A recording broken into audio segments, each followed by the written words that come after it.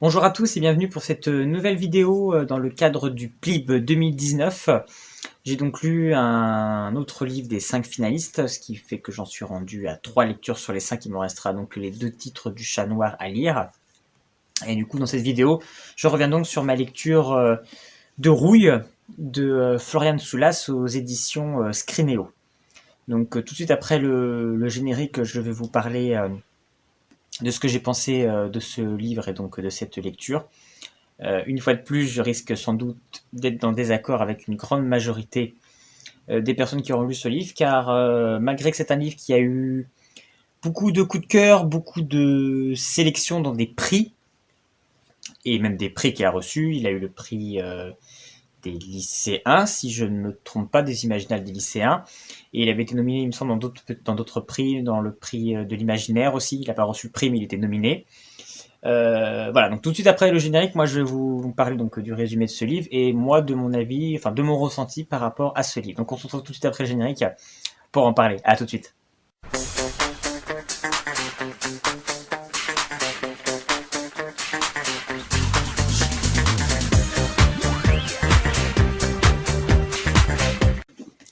Donc comme je le disais en introduction, donc j'ai donc lu Rouille de Florian Soulas. Je vais tout de suite parler de l'histoire. Donc on suit Violente, qui est donc une jeune femme qui a perdu la mémoire depuis 2-3 ans. Et elle se retrouve donc dans une maison close. On se trouve donc dans un Paris 1897 pour être exact, donc avant 1900. Un Paris donc proche du Paris qu'on pourrait connaître de cette époque-là. À la différence qu'il y a, c'est que on est dans un univers un petit peu plus steampunk. Voilà, on a un côté steampunk. Il y a une certaine machinerie robotique qui est quand même au cœur de Paris.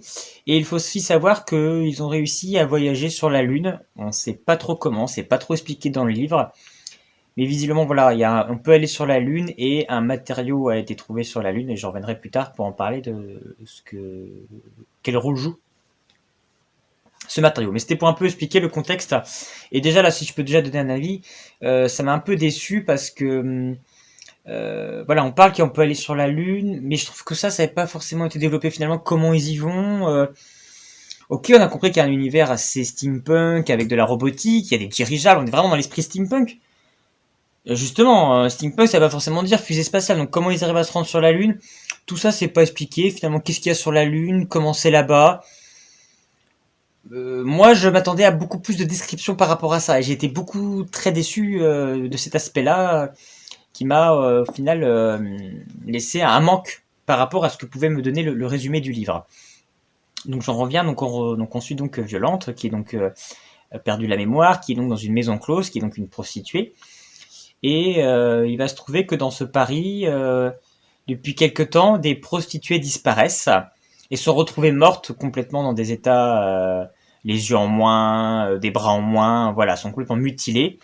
Il se trouve qu'aussi des enfants aussi sont kidnappés et disparaissent.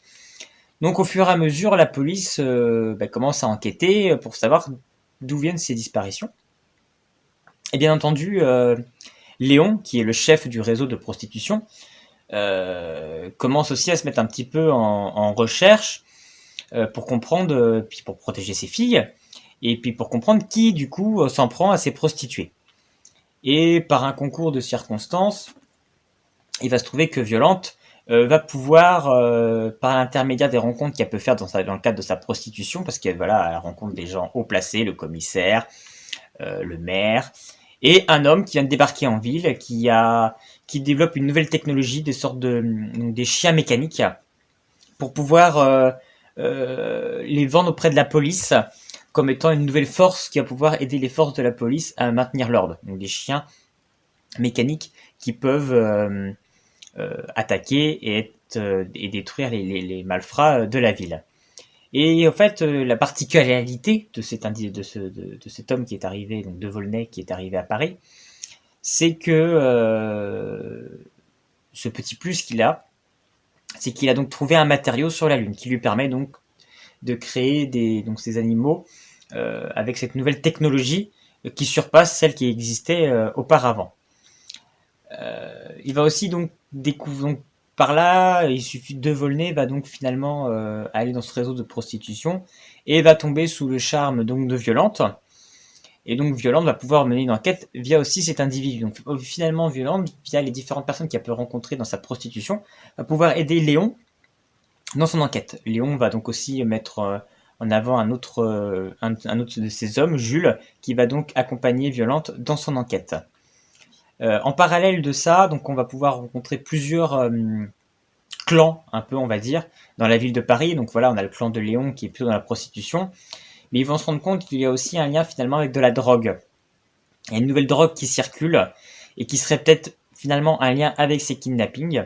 Donc on va rencontrer d'autres clans finalement qui eux sont plutôt sur le secteur de la drogue et qui vont aussi participer à l'enquête. Donc on a plusieurs clans et Violante, voilà, tout tourne un petit peu autour de Violante et de cette enquête pour finalement découvrir qui donc kidnappe ces prostituées, qui finalement distribue la drogue, dans quel but, et puis aussi tout ça aussi dans le but de savoir finalement le passé de Violante, qu'en est-il? Parce que voilà, elle ne se souvient pas de qui elle est, elle sent, elle a une certaine culture, elle a des bonnes manières, donc elle sent qu'elle devait être potentiellement peut-être quelqu'un avant de disparaître et de perdre la mémoire, et donc elle mène aussi cette double enquête.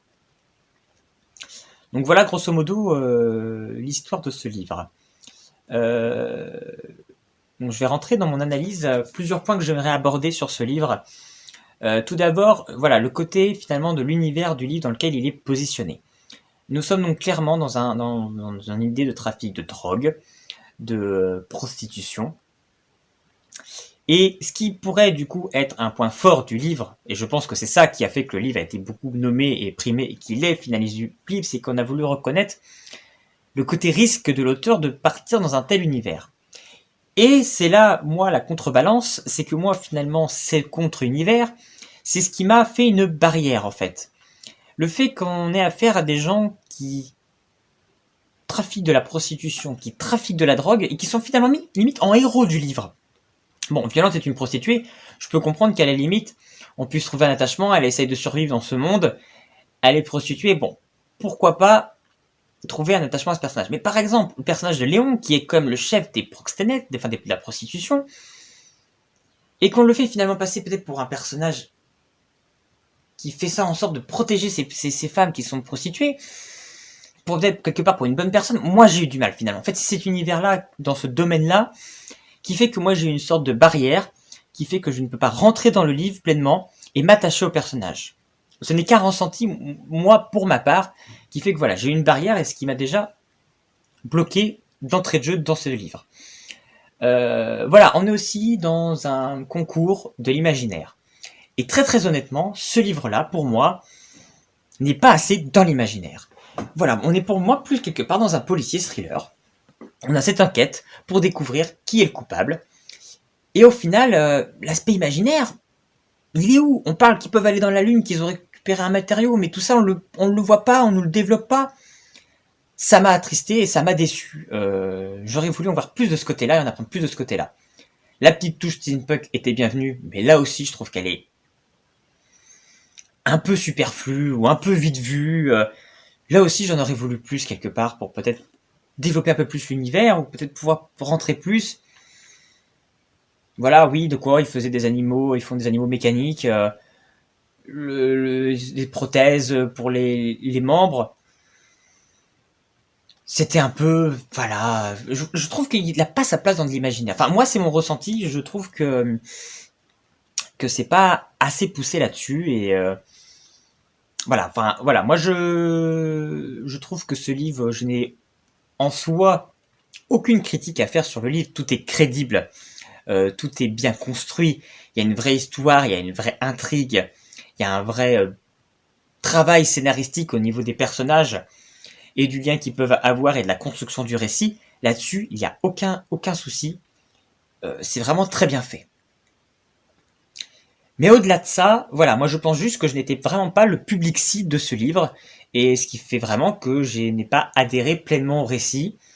Et voilà, je peux pas ne pas conseiller ce livre parce qu'en soi il n'y a aucune critique à faire, il se tient, mais juste dans la catégorie imaginaire, je trouve qu'il n'avait pas forcément pleinement sa place, ou du moins en termes que finaliste d'un concours comme là pour le PLIB, moi je vais être un peu dur, mais je trouvais que c'était une bonne histoire, j'ai été content de le lire.